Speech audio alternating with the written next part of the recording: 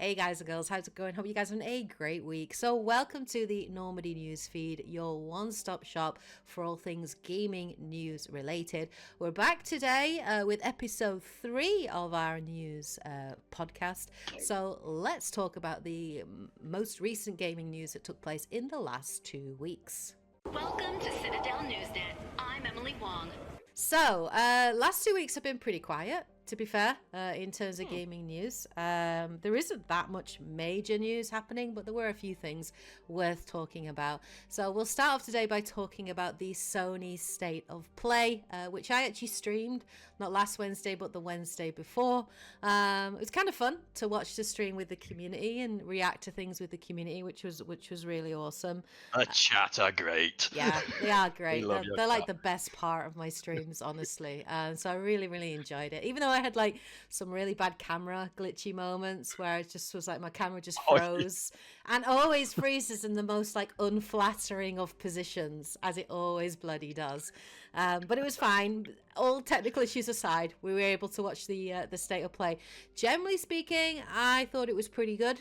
But it was mostly focused down on third-party titles. There was the odd first-party thing that was revealed, which we'll talk about, but it generally was about, like, these are the games coming out within the next sort of 12 months, sort of, you know, coming out for it.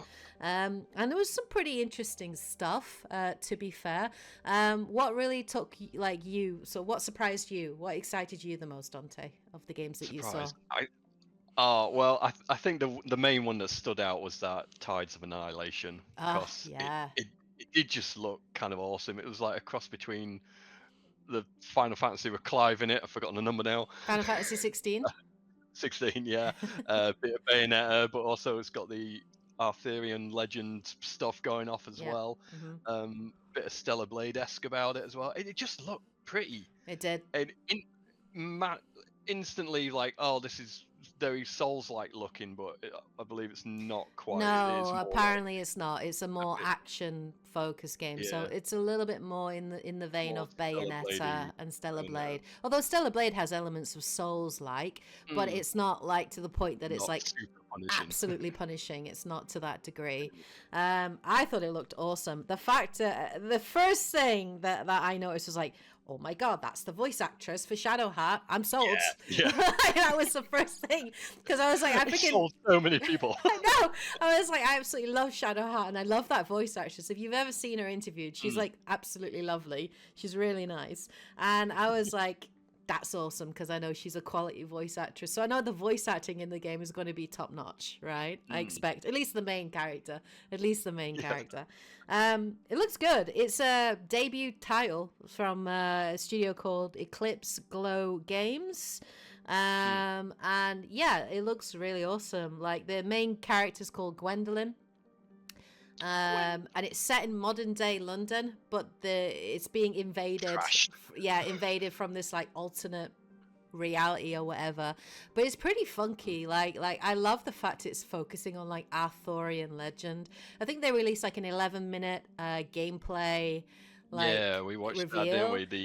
The extended The extended gameplay. I love when It's studios do that. It looked really good, and we got to see like some of the combat, some of the like parkour in the game, and like you know, set pieces in the game and stuff like that. One moment where she's like very like Inception, where she's like running on the bloody wall, and like it reminded me of Doctor Strange. It was so Doctor Strange. Yeah.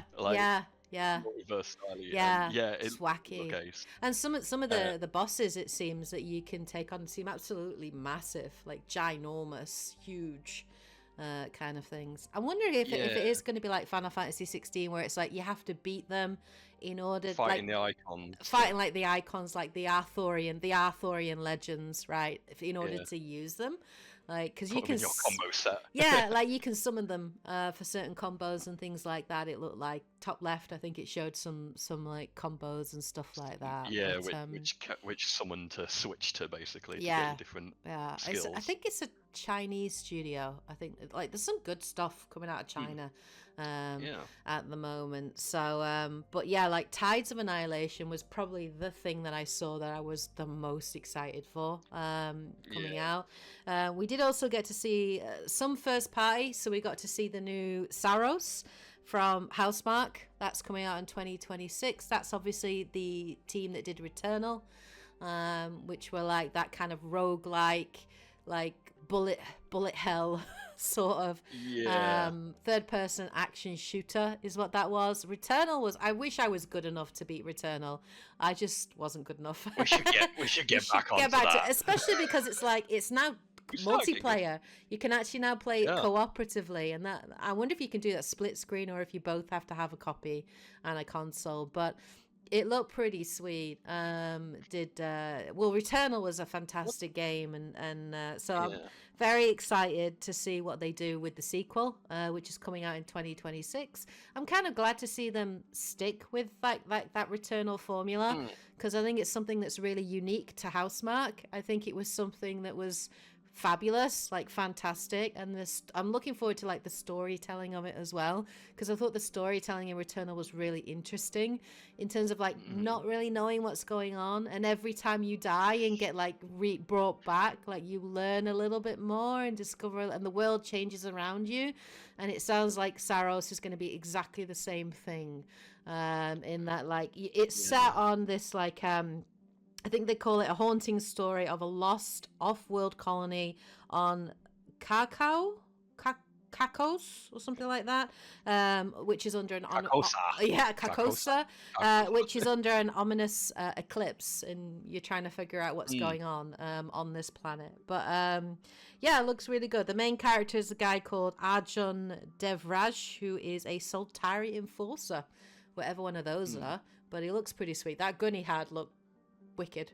He looked like he came out of a Dune movie or something. I wonder if he's going to be as like fluid as he looks like I wonder if he's going to be as fluid as what's her name was in Returnal, because she was really fast, like running, and you had to be because of the bullet hell. So I'm wondering how fast, because he seems quite bulky, so I wonder how fast he's actually going to be. If it's going to be more of a Doom style thing, like Doom 2016, where it's just run and gun, that kind of thing.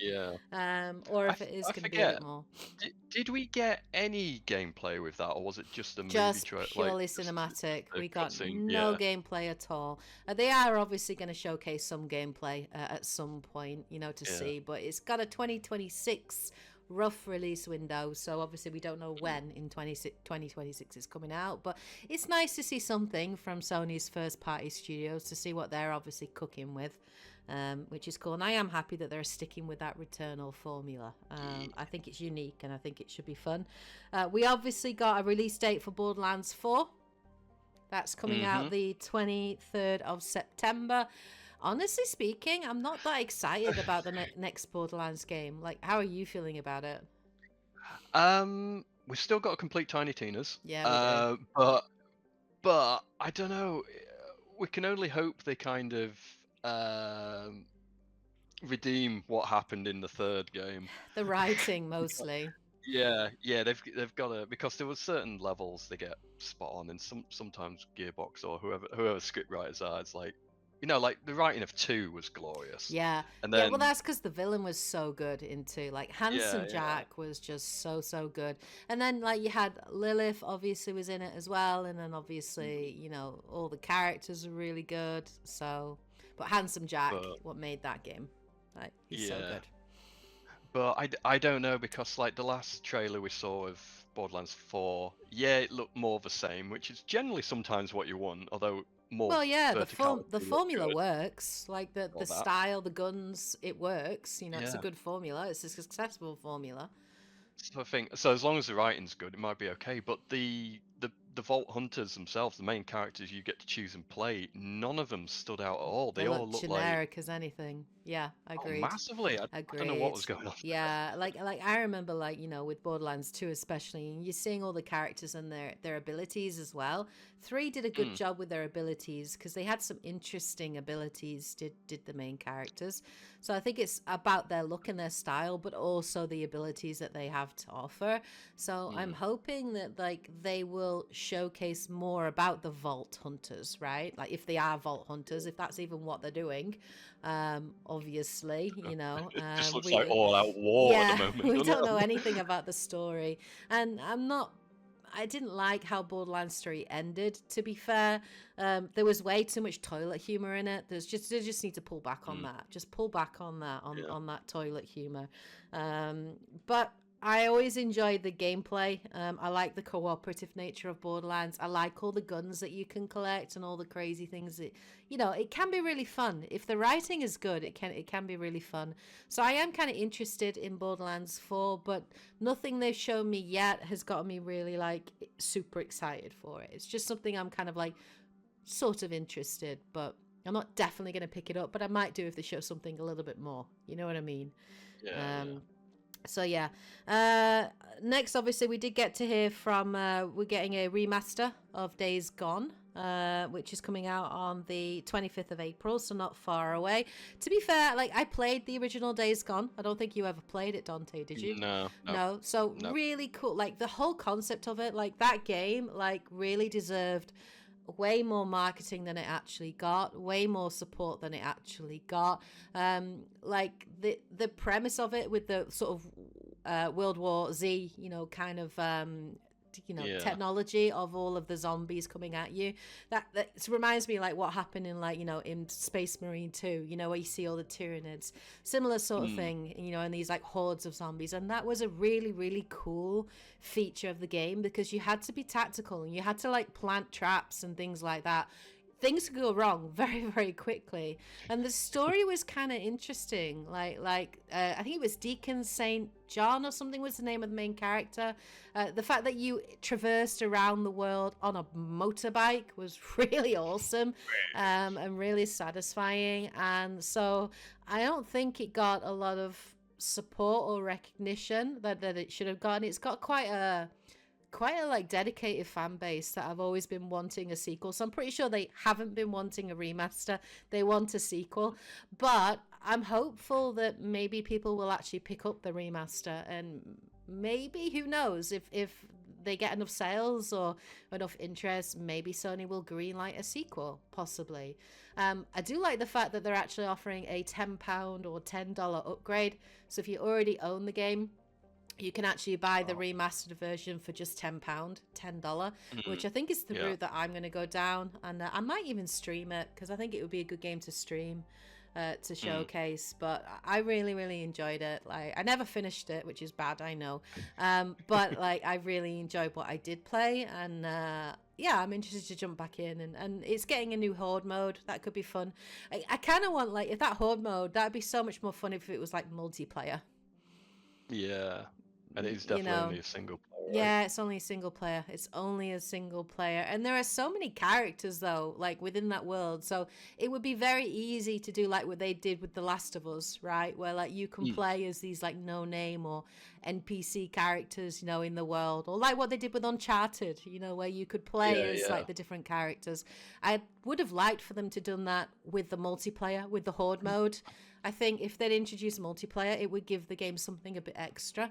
And with the horde mode, it could be a ton of fun. Can you imagine, like, the tactical side of it, like planting traps and trying to hoard these zombies, like, into certain areas and playing it with friends and seeing how many waves you could survive or outdo each other's score?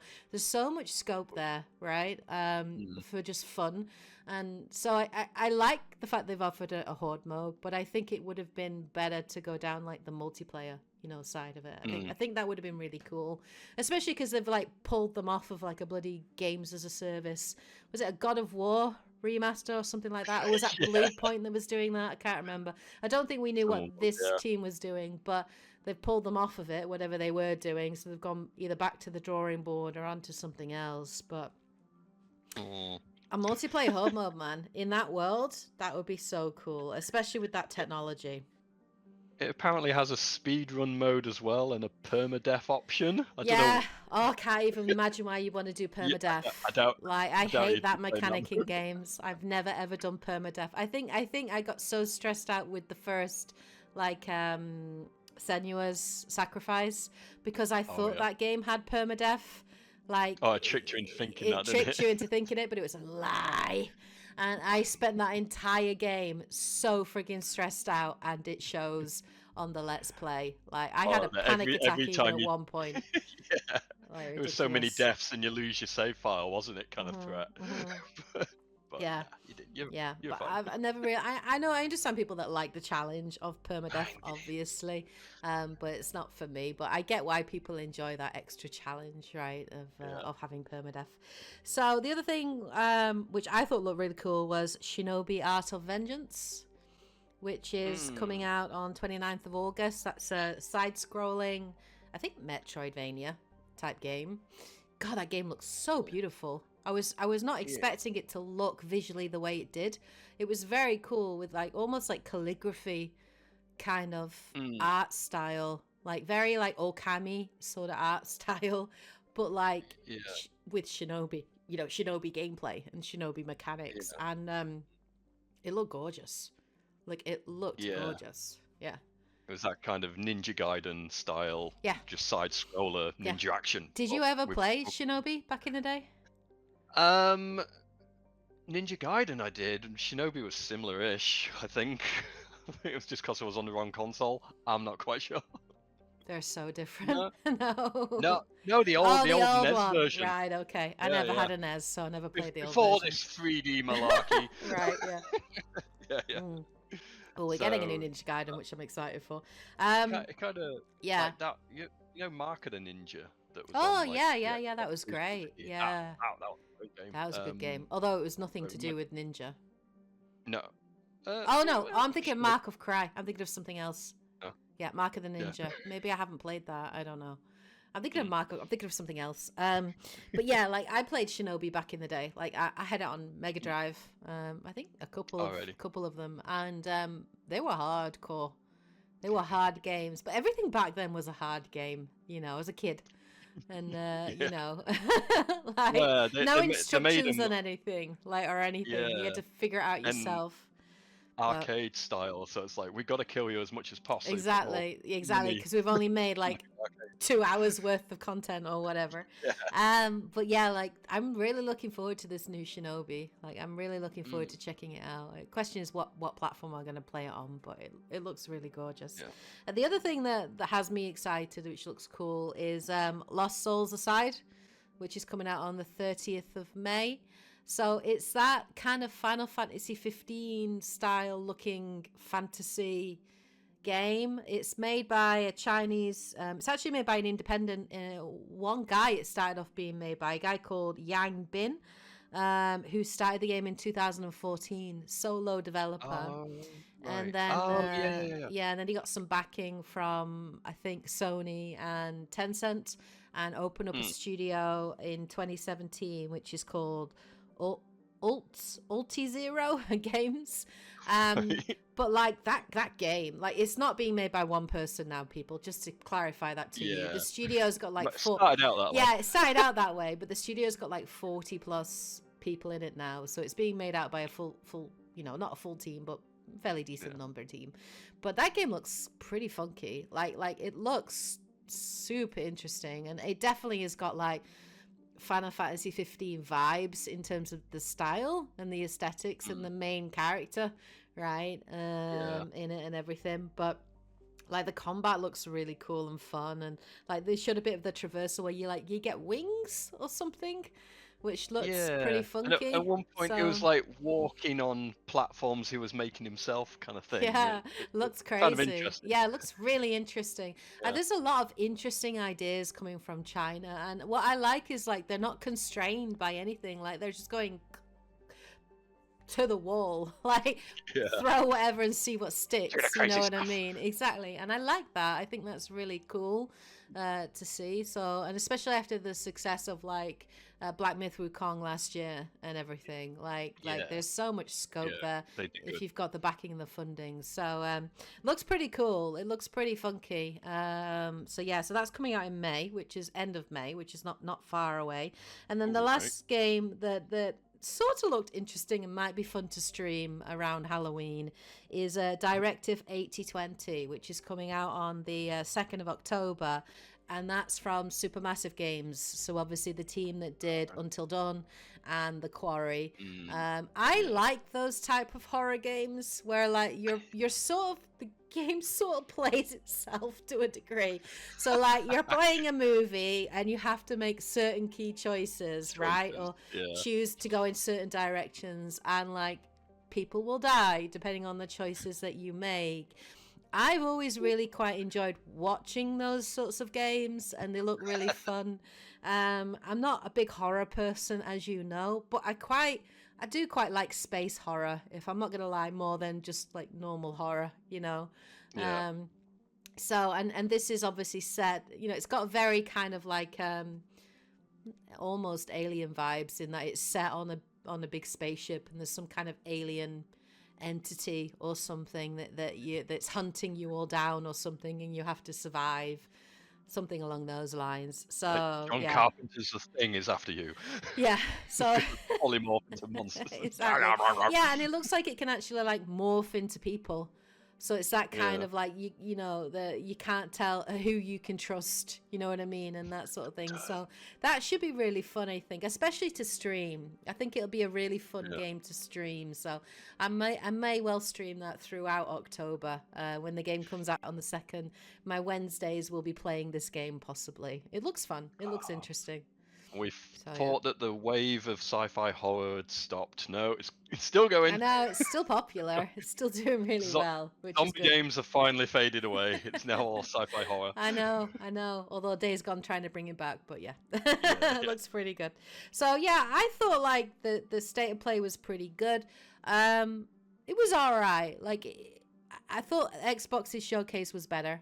I like their developer direct. I just really love that style of like, and I like the fact that they're delving into their like first party studios, although pretty much everything for them is first party at the moment now, because obviously they've bought so many studios with those acquisitions of Xbox. But I would like to see more what's coming on. I was hoping that we would see something on Ghost of Yotai. I was really hoping we would see something on that. I was very surprised we didn't do. I was really hoping we would see something from Insomniac Games on the new Wolverine. So maybe they're keeping that stuff to one side for later in the year. Maybe we'll get something around June, July, to showcase that.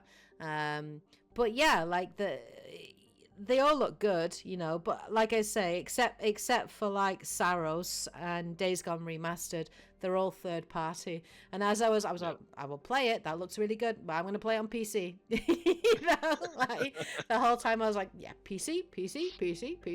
Ooh, handheld Switch, you know, or Steam Deck or whatever.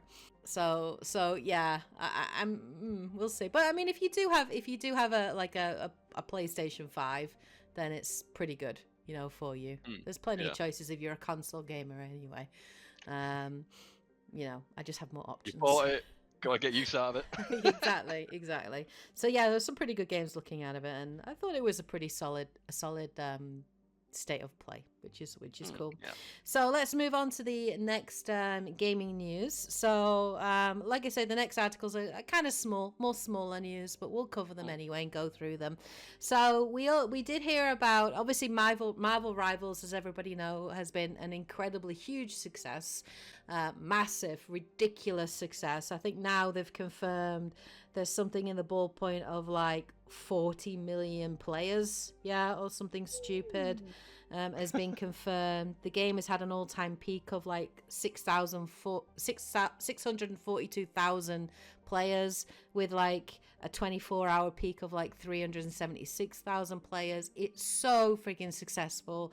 that Overwatch are like getting very nervous, and they're starting to introduce loot boxes back into the game, our Overwatch 2, because they're losing Oh yeah, players. because Players are that's what just players need. bleeding off. But we did get some news this last week or two of some layoffs from NetEase. Now, not as massive as it seems. I think when people first heard of this news, everybody was freaking out, and there were some news outlets that were blowing this, out of proportion a little bit, making assumptions like the entire development team, have been laid off. But apparently, there was like a LinkedIn message from one of the game directors, a guy called Thaddeus Sasser, who basically put on his LinkedIn profile, "My stellar talented team just helped deliver an incredibly successful new franchise in Marvel's Rivals for NetEase Games, and we're just laid off. Oh well, times are tough all over. Let's find these incredible people new jobs because we all need to eat, right?" And then that was confirmed by another person from his team called Jack Burrows, who was a level designer. He said, "Hey folks, well, just got laid off from my job working on Marvel Rivals with NetEase. It was an enormous pleasure to work with my American co-workers who joined me in this sad culling. Just couldn't dodge that big boot, I guess, no matter how big the success of the gig."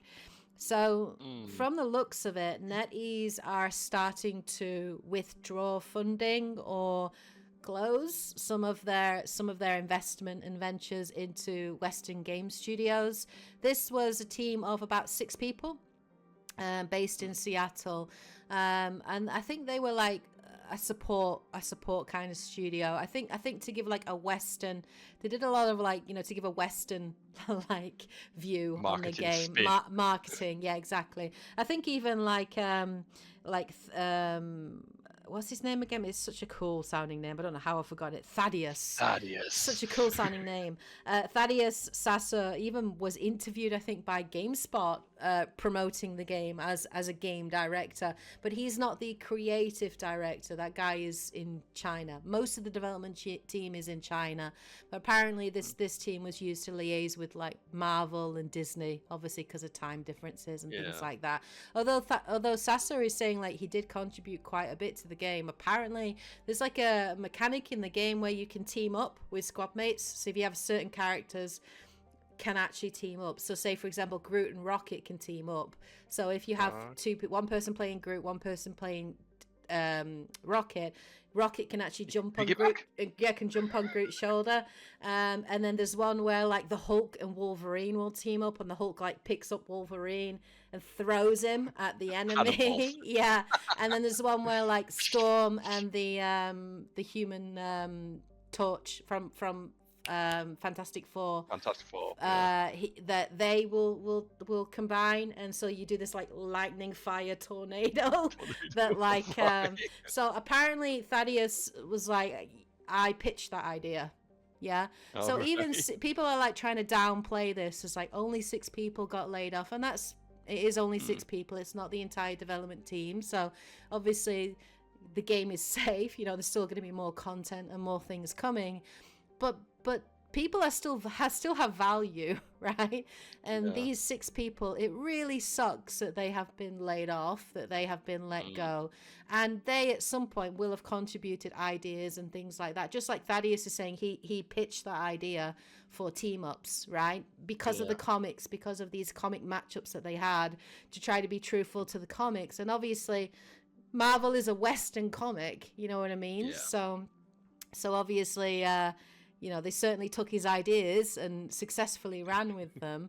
So it's a bit shit, really, how it's been done, and especially given the fact of the level of success that Marvel Rivals has, and it just boggles the mind for me. Even making an incredibly successful game like Marvel Rivals does not like guarantee job security, and I just find that absolutely insane. Just completely insane. Doesn't matter how good you do, how poor you do, you're going literally from job to job.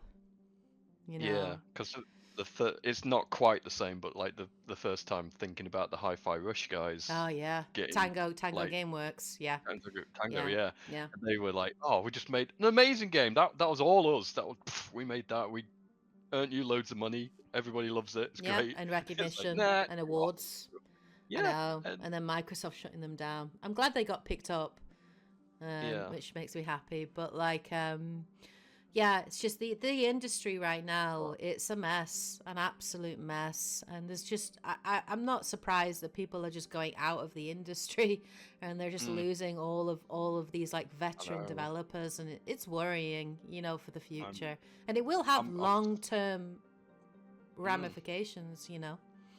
I'm seeing a lot of threads where people are just saying, I did plan to go into the industry, but now I'm going to think about doing something else. Yeah.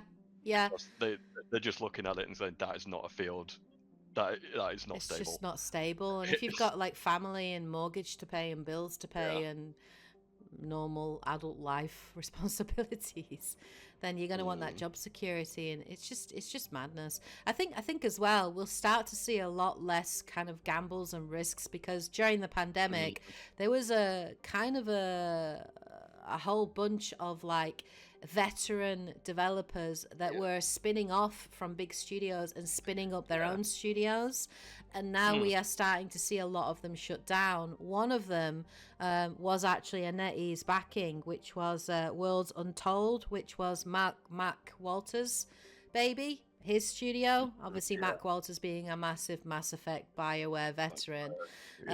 So he spun up his own studio, and in November 2024, they basically had to pause operations because NetEase pulled the funding. So they had to completely pause their operations until they found a new partner. Yeah. Some funding to back them. And then I think even like Casey Hudson's studio, like that he spun up, shut down. So you've got a lot of these studios that are owned by NetEase, and like there was a recent earnings call or something with CEO William Ding, who's the guy in charge of NetEase, and he was talking about making cutbacks in their Western game development, and they have a lot of studios that they are funding, including some pretty big ones. Quantic Dream, they own Quantic Dream. That's the guys that made Heavy Rain. They're working on a new Star Wars game apparently at the moment, and the rumor is that they're in trouble. So and other big studios and things like that. I think they even are partial owners of that new Rebel Wolves that are making the new Dawn of the Blood Walker, is it? Or Dawn Walker? Blood of the Dawn Walker, other way around. So they're funding, like part funding that studio. It just seems like nowadays, like you had all of these big, huge publishers buying up, you know, studios, and this like monopolization of the industry because they had all this funding, you know, during the pandemic, and now we're seeing the repercussions of all of that. And I think we're going to see less AA releases as a result. I think that's going to start to, you know, fizzle out, I think. But yeah, so that was one on NetEase. So we'll have to just watch this space and obviously see where things go. But doesn't bode well for the future. Although Marvel Rivals players, I'm sure, will still have that game is making buku money, so they're going to keep supporting it going forward for sure. Okay, so the other news that we had was we finally have a rough confirmed release date for Exodus. We have a release window, I should clarify, not a date. We have a release window. So basically, during a Hasbro earnings call, obviously Exodus is made by Archetype Entertainment, and they are owned by Wizards of the Coast, which is owned by Hasbro, to explain it to you. So we could get card games and action figures. Yeah, it's possible. It's very, very possible. But during a Hasbro earnings call, the CEO Chris Cox basically announced that Exodus is scheduled for release in 2026. So it is not coming out this year. It is likely going to be 2026. It will be the earliest that we see the game. But obviously he was talking to investors. So he was sort of saying that he expects that the game is going to do really well, and that it's going to be one of the major driving factors behind growth and profit for years to come, according to him. So he sounds pretty confident in the game, which to be fair, is fair. It looks really, really good, does Exodus. Obviously, it's made by Archetype Entertainment, which is led by James Olin and is also made up of very seasoned BioWare veterans. James Olin being a BioWare veteran, I think he worked even back on the original Baldur's Gate in 1998, all the way up to Mass Effect, and so he's old school BioWare veteran. He's an seasoned RPG maker, shall we say. The thing that has me most excited is the fact that Drew Karpyshyn is involved as one of the lead writers on the project. Obviously, him being a lead writer on Mass Effect 1 and Mass Effect 2. He writes some good stuff, does Drew Karpyshyn. Yeah. So I'm very excited. And Exodus for me is one of my most anticipated games. I'm currently reading through the book, loving it. It's bloody massive. It's going to take me a while to get through it, I think.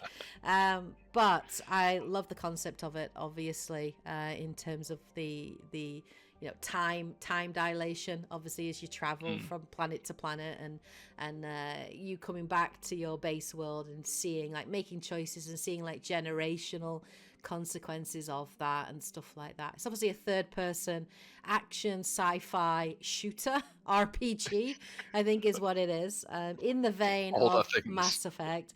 But, like, I think they've done a lot of really good marketing, I feel, with the game, like with that episode on Secret Level on the Amazon Prime TV series did such a good job of, like, really giving you a sense of what Exodus is all about, and that I thought it was great, the story of the father and the daughter.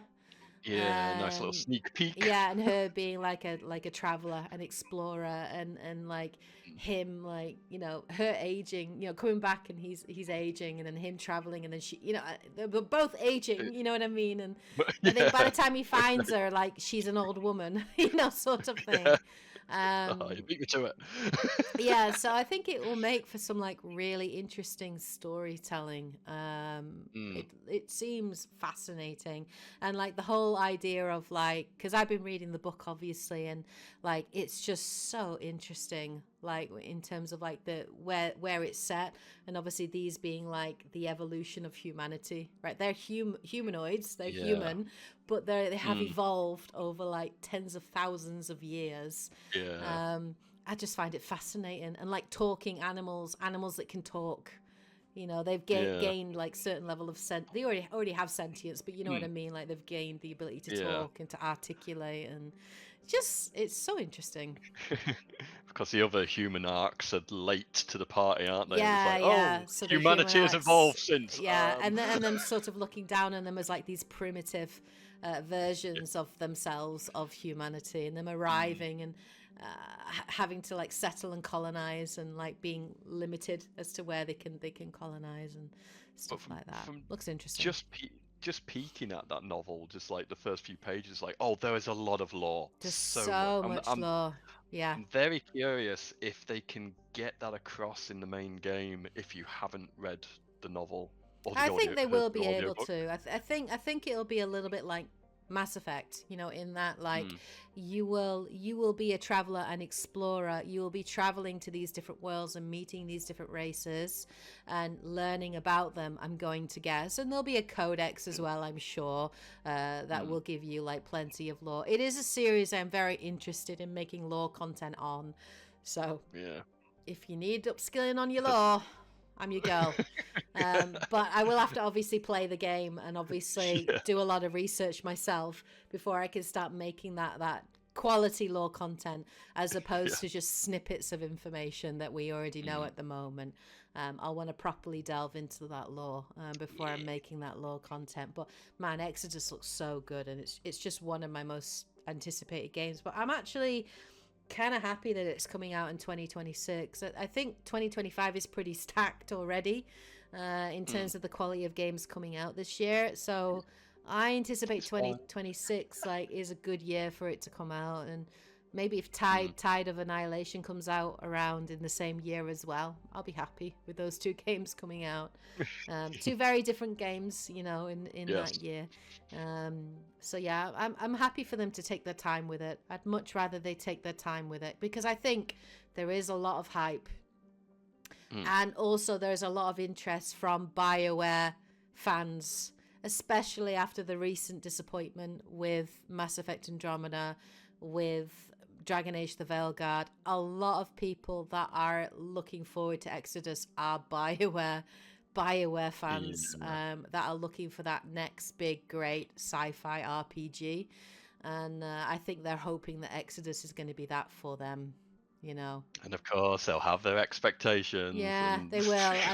hopefully it'll deliver. They'll have very high expectations, I anticipate, most likely. But so that's why I just think teams should take the time on it, right? And just show us it when it's ready. You know, don't show us too much. You know, don't give too much away. No. Save something for a bit of surprise. But like, so I don't think they're gonna have any problems with interest, like, at all. No. I think this is a humdinger. This is a sure win. Like, if they can just release a good game, the players will come. Like, there's definitely interest there, 100%. It's not going to be an Anthem. No, you're fine. No, it's nowhere near going to be. Yeah, nowhere near going to be that. But the concept is kind of cool. And like when they first showed it off, and like Matthew McConaughey being one of the major actors involved in it, and he was like showcasing it, wasn't he? I think it was at the Game Awards in 2023. But it just looks very cool. The concept is really cool, and the lore sounds fascinating, and that's what I'm interested in. And I'm very much looking forward to seeing those generational like impacts. I don't think we've ever had anything in a game where your choices have that generational repercussion. And you get to see them because you've lived, exactly, because you know, because of time traveling, well, not time travel, but you know, time dilation and all of that. It's very much like Interstellar, which I loved, by the way, that movie Interstellar. It's a very good movie. I think Matthew McConaughey was in that too, wasn't he? So that seems to be his MO. Might be worth another rewatch that one. It's been a while. Really good is Interstellar. Like, I really enjoyed it, and I love the whole time dilation that was introduced in that, you know, and that whole sense of you're leaving on a mission, and when you come back, the people that you love may not be there any longer, you know, and things will change. And I think that just adds so much weight to your choices, to your decisions, and so much gravitas. I just think it's really interesting. I think it's a fascinating concept, and I'm very much looking forward to it. The other thing I want to talk about is some really good news, which I'm very happy about, which is that Kingdom Come Deliverance 2, the developer Warhorse Studios have confirmed that the game has now sold 2 million copies in less than 2 weeks. Which is incredible, which is absolutely fantastic. The game is doing very strongly on Steam. I think it had a peak concurrent players of 255,000 players, give or take, and a 24-hour, it's staying pretty stable, 24-hour peak at 163,000 players. So it's staying pretty stable, which is awesome.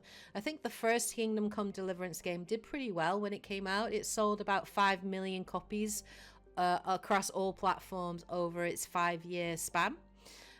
So those 2 million are just Steam sales. They don't even include Xbox and PlayStation, because they don't share their numbers on Xbox and PlayStation. So the fact that it's got 2 million sales just from Steam is incredible. Which is fab. We're currently playing through Kingdom Come Deliverance 2 at the moment. We're about 7 or 8 hours in. Still got plenty more to play, but it's fun. 4 hours of that was you blacksmithing.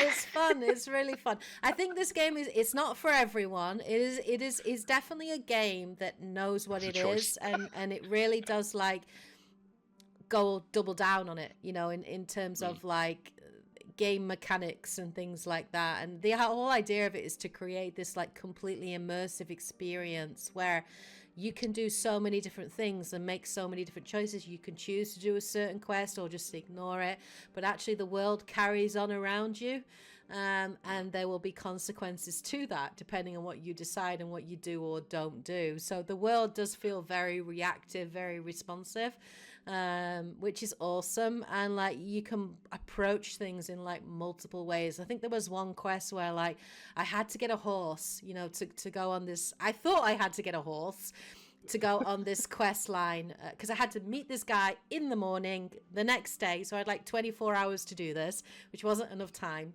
And I went to try and like get a horse, get a cheap horse back, and I couldn't afford it because something had happened.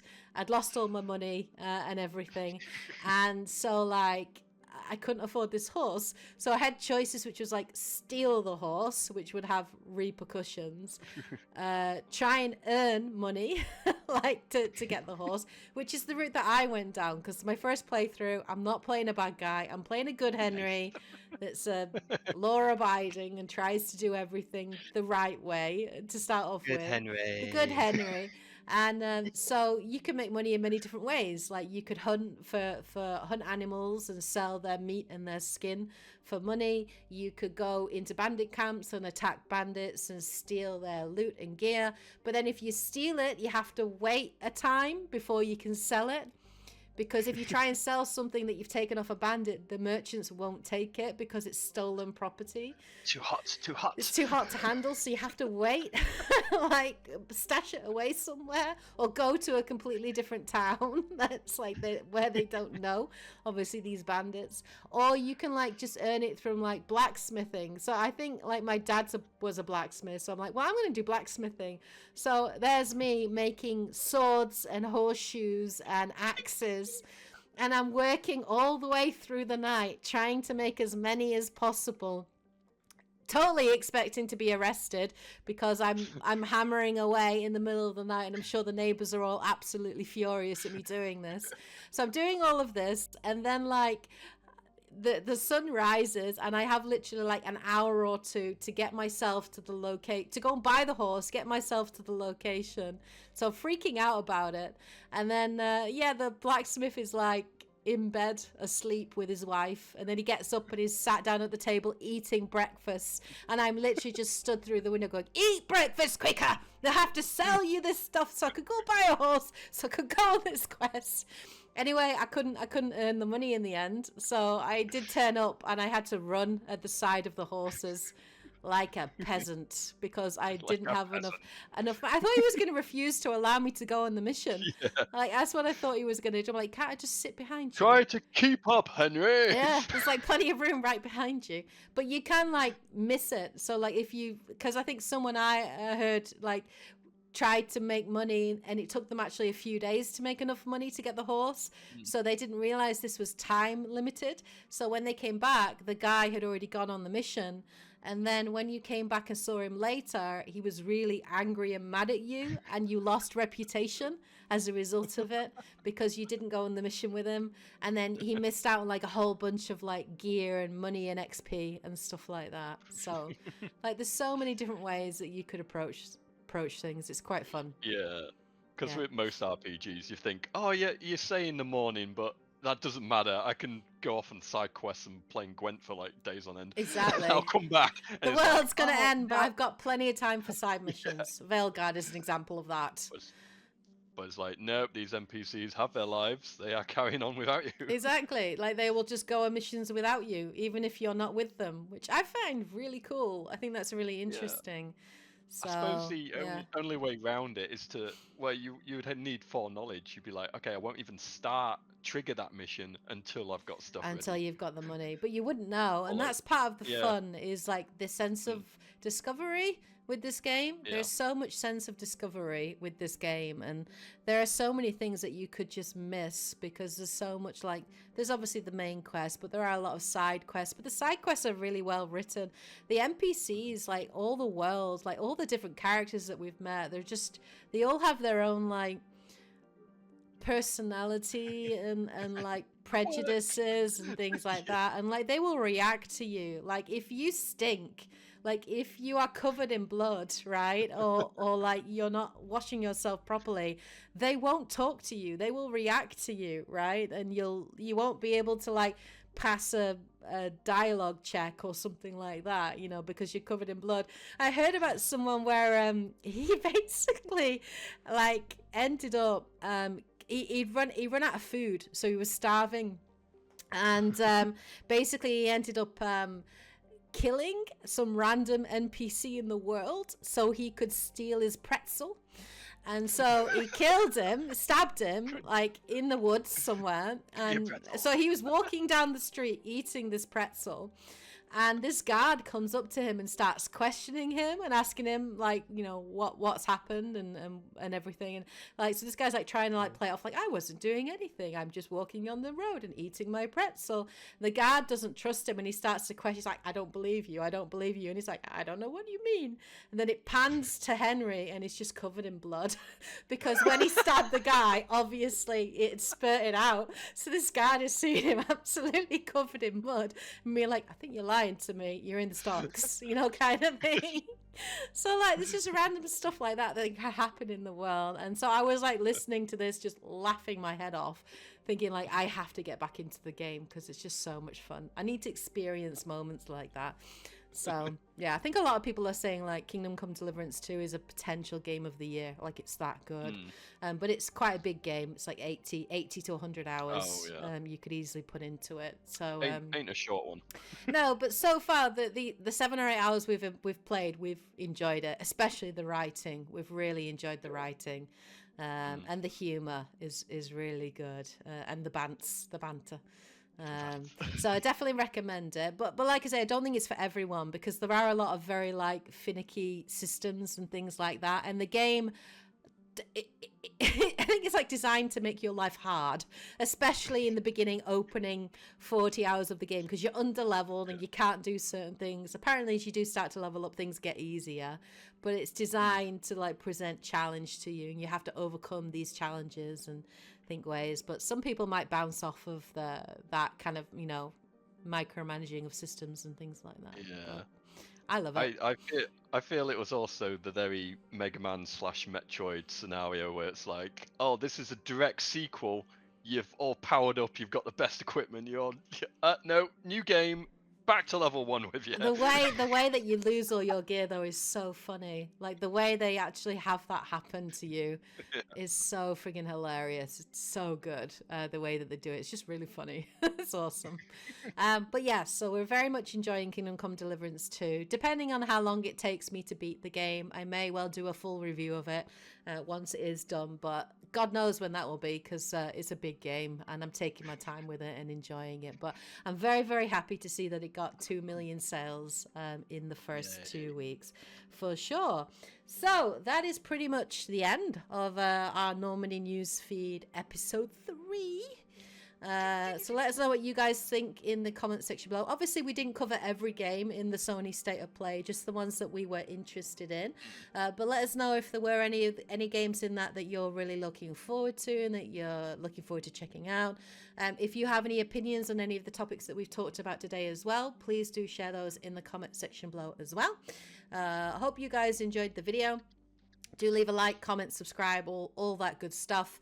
And yeah, like totally join the Discord. And if you find any news articles or anything that you want us to discuss or talk about in a Normandy News Feed episode, then please do share those, you know, either in the comments here or also in the Discord as well. And we'll be happy to pick those up in future episodes. Anyway, hope you guys have a great week of cuss. Take care. And as always, happy gaming. We should go. Johnny. Bye, guys.